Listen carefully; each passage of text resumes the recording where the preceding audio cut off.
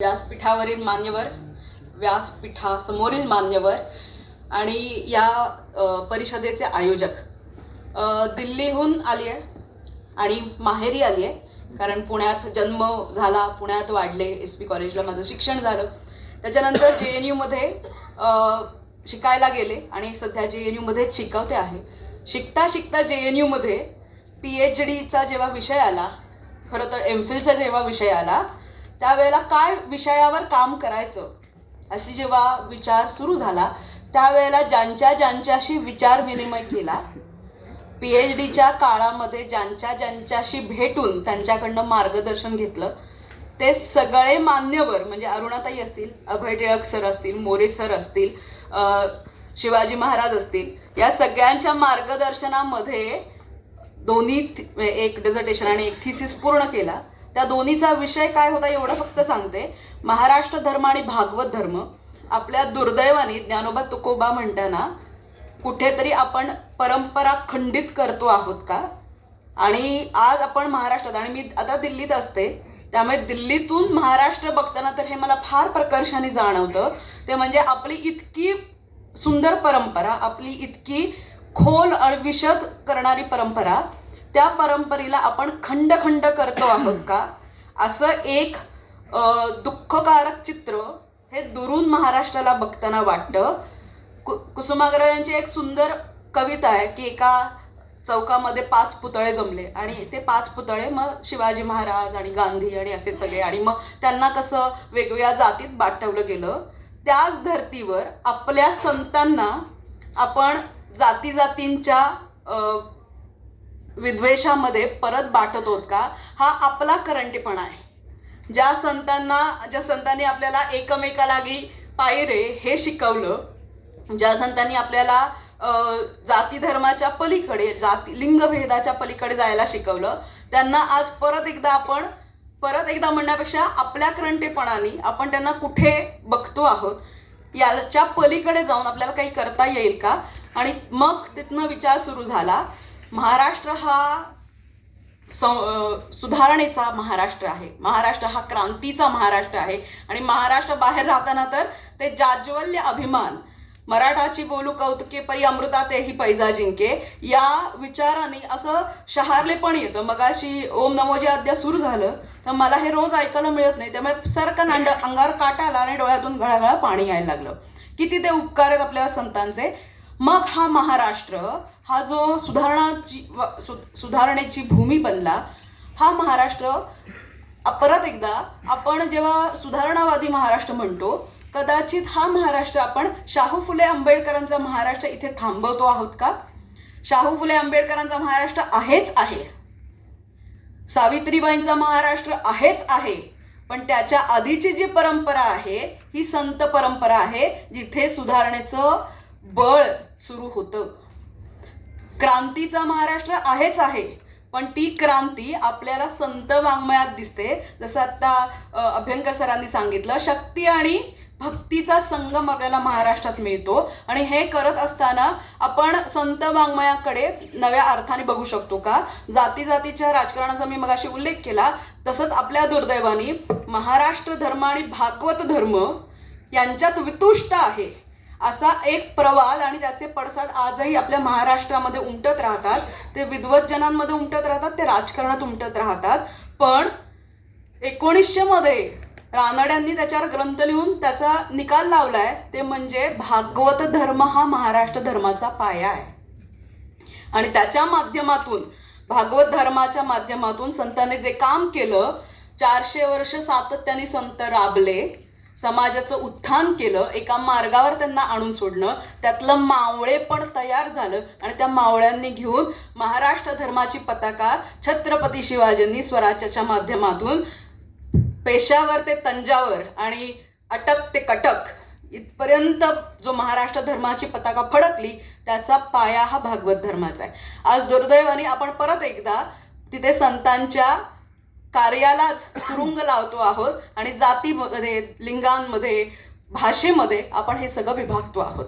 माझा जो आजचा विषय आहे तो आता या सगळ्याचा विचार करता करता भागवत धर्म आणि महाराष्ट्र धर्माचा 19व्या-20व्या शतकामध्ये आणि परत एकदा महाराष्ट्र धर्म हा नॅशनल मुवमेंट, जी आपली राष्ट्रीय चळवळ 19व्या-20व्या शतकात उदयाला आली आणि पुढे आपल्याला स्वातंत्र्य मिळालं, त्याच्या पायाशी सुद्धा परत एकदा रानड्यांनी ज्या पद्धतीने महाराष्ट्र धर्माचं इंटरप्रिटेशन केलं, टिळकांनी ज्या पद्धतीने परत त्याला बघितलं, त्याचीच एकदा मुहूर्तमेढ आहे. हे करताना मग लक्षात आलं की फक्त वरवरचं वाचून उपयोग नाही, आपल्याला त्याचा सखोल अभ्यास केला पाहिजे. आणि मग वारकरी परंपरेचा अभ्यास करायचा तर स्वाभाविकरित्या संत साहित्य आहेच, पण परत एकदा तो टेक्स्च्युअल आहे. मला माझा वारकरी कुठे सापडेल तर वारकरी संप्रदायाचं मूर्त सबंध समाज एकत्र येण्याचं ठिकाण म्हणजे वारी. आणि मी खरंच हे अगदी मनापासून म्हणते की माझ्यावर खरंच कृपा आहे की राज्यशास्त्रासारख्या विषयामध्ये मी JNU सारख्या विद्यापीठात, ज्याच्याबद्दल आपण सध्याही खूप ऐकता आहात, अशा ठिकाणी वारीवर काम करायची स्फूर्ती होणं, याला आशीर्वाद लागतो, याला कृपा लागते. सुदैवाने ती जी काय त्याचं टेक्निकली जे काय करायला लागतं ते पूर्ण झालं आणि वारीमध्ये सहभागी होऊन त्याच्यावर काम करायची संधी मिळाली आणि वारकरी समाज बघायची संधी मिळाली.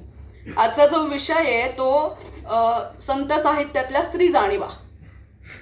स्त्री साहित्य संत साहित्यापर्यंत येतेच आहे, पण या वारीमधनं मला काय मिळालं, किंवा आज आपण जेव्हा आम्ही विद्यापीठात शिकवतो, आपल्या घराघरांमध्ये पोहोचलेला जो शब्द आहे स्त्री जाणीव या विषयासंदर्भातला, तो आहे फेमिनिझम. आता फेमिनिझम म्हणलं की त्याच्यावर 100 रिॲक्शन येतात. कोणी पटकन नाक मुरडतं, कोणी पटकन तोंड वळवतं, तर कोणी एकदम मूठ उगारून मी कशी फेमिनिस्ट आहे हे सांगायला जातं. त्यामुळे त्याच्यामध्ये परत एकदा भरपूर पोलरायझेशन आहे. फेमिनिझम, जेंडर इक्वालिटी, स्त्री पुरुष समानता, इथपासून ते फेमिनाझिझम, मग पुरुष हक्क समितीपर्यंत आपला समाज आज येऊन ठेपलेला आहे. हे सगळ्यामध्ये मग मग JNU मध्ये शिक्षण, मग त्याचा असलेला एक ॲरोगन्स, मग अशी आचार्यांनी उल्लेख केला पडत मूर्ख, त्याची जी लक्षणं समर्थाने दिली दासबोधात, ते वाचताना मग लक्षात आपल्या सुदैवाने ते उपलब्ध आहे की काहीतरी आपल्याला कोणीतरी सांगतंय की हे जी लक्षणं आहेत सध्या वागण्याची ती पडत मूर्खाची आहेत, तर तो पडत मूर्खपणा घेऊनच वारीत आले. कारण एक ॲरोगन्स पुण्यामध्ये वाढली आहे, शिक्षण झालं आहे, JNU सारख्या विद्यापीठात शिकते आहे, आणि मग फेमिनिझमच्या दृष्टिकोनातून वारकरी महिला बघितली पाहिजे. मग त्या कशी पिचलेली आहे, कशी गलित गात्र आहे, कारण मुळात फेमिनिझम हे मानतोच की there is no equality and women are agencyless. If they are not agencyless they can not express their agency. या वातावरणात तयार होऊन आता वारकरी महिलांना म्हणजे स्वाभाविकरित्या त्या लेन्समधून अभ्यास करायचा आहे, आणि दुसरं त्यांना स्त्रीत्वाचे धडे सुद्धा द्यायचे आहेत. स्त्री मुक्ती महाराष्ट्रामध्ये पण खूप मोठ्या प्रमाणात आंदोलन झालं. आणि मग मला लक्षात आलं वारीमध्ये चालता चालता, या देवी सर्वभूतेषु शक्तिरूपेण संस्थिता, नमस्तस्यै नमस्तस्यै नमस्तस्यै नमो नमः. तर हे जे शक्ती स्वरूप आहे हे वारीमध्ये कसं भेटलं, तर एक किस्सा. वारीमध्ये चालताना जे अनेक इंटरव्ह्यू कामाच्या निमित्ताने करत होते, एक माऊली भेटली. त्या माऊली साधारण असेल, त्या माऊलीचं वय 55-60च्या दरम्यान. भयंकर पाय सुजलेले होते, डायबेटीस होता, इतके पाय सुजले होते की पायात चपला घालता येत नव्हत्या. आणि माऊली आपली वारीमध्ये चालत होती. माऊलीला म्हणलं, अगं माऊली एवढा त्रास होतोय तर विठ्ठल काय म्हणतोय का येच म्हणून, कशाला एवढं जायचं, विठ्ठल आपल्याला भेटतोय की आपल्या घरी सुद्धा भेटतोय, आपल्या संतांनी पण सांगितलंय, कशाला एवढा त्रास द्यायचा, घरचे काही म्हणत नाहीत का, एवढं डायबेटीस घेऊन कशाला जायचं ते वारीत, घरच्यांची काय परवानगी वगैरे काही गरज नाही आहे का तुम्हाला. मला ती माऊली म्हणते, परवानगी कोणाची संमती, मी माझी राणी आहे आणि माझा एकच मालक आहे. आणि ही बाई कुठली आहे, एका खेडेगावातली शेतकरी महिला. जेव्हा मी फॉर्म सही करायला दिला, कारण कन्सेंट फॉर्म असतो ना आम्हाला एथिक्स, रिसर्च एथिक्ससाठी, तो कन्सेंट फॉर्म दिला, माऊलीला लिहिता वाचता येत नव्हतं. त्यामुळे आजच्या आपल्या फेमिनिझमच्या कॉन्टेक्स्टमध्ये समाजातली अतिशय मागासलेली बाई, जिला अजिबातच पिचलेली येते, म्हणजे जातीमध्ये, धर्मामध्ये, घरामध्ये ती त्या नवरात्रीचा छळच करत असणारे, धर्मसंस्था तिचा छळच मांडलाय, मार्केटने तिचा छळच मांडलाय. या सगळ्या फेमिनिझमच्या डायमेन्शनमधून ही अतिशय गलित गात्र बाई, मला उत्तर हेच अपेक्षित होतं की ती काहीतरी रडगाणं मांडेल. हो न ग, बघ न ग, कसं न ग. माऊलीने काय सांगितलं? कुणाची परवानगी, एकच मालक, तो बसला तिथे पंढरीत आणि त्याला भेटायला जायला कोणाची हिंमत आहे मला अडवायला. हे ती माऊली मला सांगते आणि मग म्हणते हे सगळं झालं की मग घरी जाऊन आपलं आपलं रुटीन सुरू करायचं. आणि त्यामुळे मग ती वारकरी महिला, ती वारकरी परंपरा, ते वारकरी संतांनी सांगितलेलं मार्गदर्शन ते विद्रोही होत नाही. ते समाजाला दिशा देतं, ते समाजाचं प्रबोधन करतं. त्यामुळे रॅडिकल फेमिनिझम मध्ये कुटुंब संस्था तोडा, समाज संस्था तोडा, सर्व प्रकारच्या संस्था, ज्या धर्मसंस्था तोडा, या पद्धतीचं जे मांडणी होते त्याचा कुठेही लवलेश आपल्याला या साहित्यात दिसत नाही. त्यामुळे वारकरी संतांमध्ये, पर्टिक्युलरली वारकरी महिला संतांमध्ये ही स्त्रीत्वाची जाणीव, आज आमच्या फेमिनिझमच्या लेक्चर्समध्ये आम्ही खूप बोलतो इंटरसेक्शनॅलिटी. इंटरसेक्शनॅलिटी म्हणजे काय? तर केवळ स्त्रीला स्त्री म्हणून बघायचं नाही, म्हणजे स्त्री पुरुष विषमता तर आहेच आहे, पण विषमतेचे केवळ जेंडर, लिंगभेद एवढाच पॅरामीटर नाही, तर त्याला तुम्ही जात जोडा, त्याला तुम्ही वर्ग जोडा, त्याला तुम्ही धर्म जोडा, त्याला तुम्ही रुरल अर्बन, शहरी ग्रामीण हे जोडा, त्याला तुम्ही शिक्षण जोडा. म्हणजे ती एक उतरंड तयार होते आणि मग विविध पातळ्यांवर कसा महिलेचा छळ मांडला आहे हे तुम्ही सांगा, म्हणजे इंटरसेक्शनॅलिटी. आता हे खरं नाही का? तर स्वाभाविक खरं आहे. हे सगळं नाकारण्याची, महिलांनी खूप छळ सहन केला आहे हिस्टोरिकली, ऐतिहासिकदृष्ट्या. हे नाकारण्याची गरज आहे का? तर अजिबात नाही. सगळं छान गुडी गुडी होतं का? तर अजिबात नाही. आणि हे सगळं सुद्धा आपल्याला संत वाङ्मयातून दिसतंय. पण ही इंटरसेक्शनॅलिटीची संकल्पना आमच्या सोयराबाईच्या अभंगात आम्हाला किती सहजपणे दिसते. सोयराबाई म्हणतात, देहासी विटाळ म्हणती सकळ, आत्मा तो निर्मळ शुद्ध बुद्ध. देहीचा विटाळ देहीच जन्मला, सोवळा तो झाला कवण धर्म. विटाळा वाचवणी उत्पत्तीचे स्थान, कोण देह निर्माण नाही जगी. म्हणून पांडुरंगा वाणी तसे थोरी, विटाळ देहांतरी वसत असे. देहाचा विटाळ देहीच निर्धारी, देहाचा विटाळ देहीच निर्धारी, म्हणत असे महारी चोखयाचे. आजही अशा आपल्या विद्वज्जनांच्या सभेमध्ये सुद्धा विटाळाबद्दल बोलणं, शरीर धर्माबद्दल बोलणं बाईच्या, हे आजही आपल्या अंगावर पाल पडावी अशा पद्धतीने जो विषय आपण मांडतो, ते 13व्या शतकामध्ये सोयराबाई लिहिते आहे, अभंग लिहिते आहे. आणि त्या महिलेच्या विटाळाबद्दल परत एकदा हे कुठे जात आहे? हे पांडुरंगाच्या भक्तीमध्ये जात आहे. मग ते विद्रोह करून ती पेटत नाही. ती म्हणते विटाळ हा जो आहे हा इतका नॅचरल आहे, हा नैसर्गिक आहे, याच्याशिवाय जन्म होऊ शकत नाही. आणि पांडुरंगा आता तूच आम्हाला आरक्षण दे, तूच आम्हाला संरक्षण दे. अशा पद्धतीचं बहिणाबाई अशा पद्धतीने सोयराबाई आपल्याला सांगत आहेत. भरपूर अभंगांचे माझ्याकडे कोटेशन्स तयार आहेत, पण आपल्याकडे फार वेळ नाही, त्यामुळे मी अगदी थोडक्यामध्ये काही फक्त सांगणार आहे.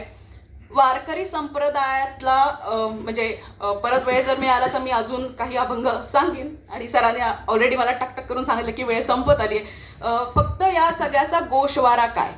तर या सगळ्याचा गोषवारा स्त्री जाणीव. आणि मला फार आयोजकांचं अभिनंदन यासाठी करायचं आहे की त्यांनी मला विषय दिला, तो संत वाङ्मयातली स्त्री जाणीव हा दिलाय. महिला संतांच्या अभंगातली स्त्री जाणीव हा विषय दिलेला नाही. त्यामुळे संत ज्ञानेश्वर माऊलीच्या अभंगामध्ये सुद्धा स्त्री जाणीव आहे. संत एकनाथांच्या, संत नामदेवांच्या, संत तुकोबांच्या अभंगांमध्ये सुद्धा, वाङ्मयामध्ये सुद्धा स्त्री जाणीव आहे. म्हणजे ही स्त्री जाणीव ही कशी पर्कोलेट होत जाते, कशी झिरपत जाते. तर अगदी म्हणजे वारकरी संप्रदायाची जी आपल्याला प्रतीकं दिसतात, पंढरी माहेर होतं, चंद्रभागा बहीण होते, आपल्या सगळ्यांना माहिती आहे. माझे माहेर पंढरी आहे भिवरेच्या तीरी. आणि हे फक्त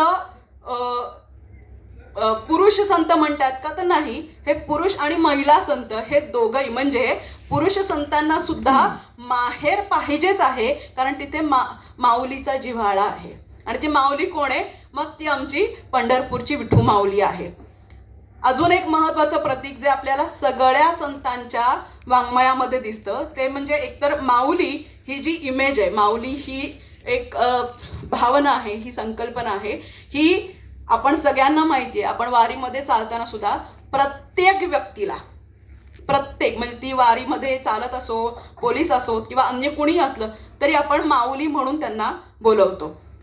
ही जी माऊली संकल्पना आहे, यातली स्त्रीत्वाची जी जाणीव आहे, हीच कुठे ना कुठे शक्तीशी, शक्ती स्वरूपाशी जोडली जाणारी आहे.